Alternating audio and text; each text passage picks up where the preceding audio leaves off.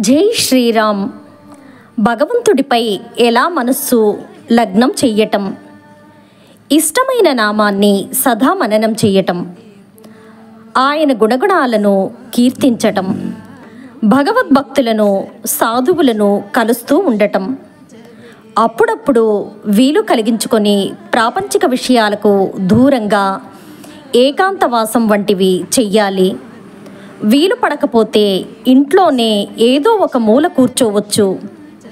అలజడి కలతలు ఉన్న చోట మనసు ప్రశాంతంగా ఉండదు.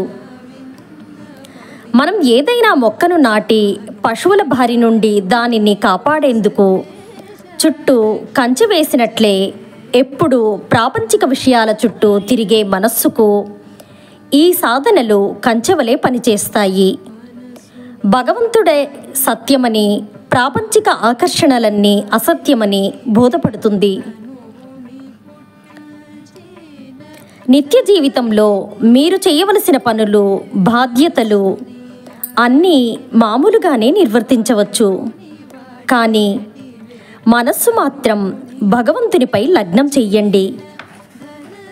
భార్య, పిల్లలు మొదలైన వారందరితోనూ ప్రేమ ఆప్యాయతలతో మెలగవచ్చు. కానీ మనస్సులో మాత్రం వారంతా శాశ్వతం కాదని, భగవంతుడొక్కడే శాశ్వతం అనే భావాన్ని కలిగి ఉండాలి. ఉదాహరణకు, ధనవంతుల ఇండ్లల్లో ఆయాలు ఉంటారు. ఇంటి పనులన్నీ చక్కగా చేస్తారు. యజమాని పిల్లలకు ప్రేమతో సేవలు చేస్తారు. వాళ్లను తమ సొంత బిడ్డల్లానే లాలించి ఆడించి ప్రేమతో చూస్తారు. కానీ వాళ్ళ మనస్సు మాత్రం గ్రామంలో ఉన్న తమ ఇంటిపైన, పిల్లలపైనే ఉంటుంది.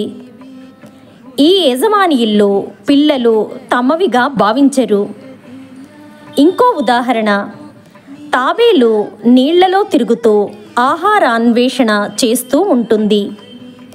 కానీ దాని మనసంతా ఒడ్డునున్న దాని గుడ్లపైనే ఉంటుంది.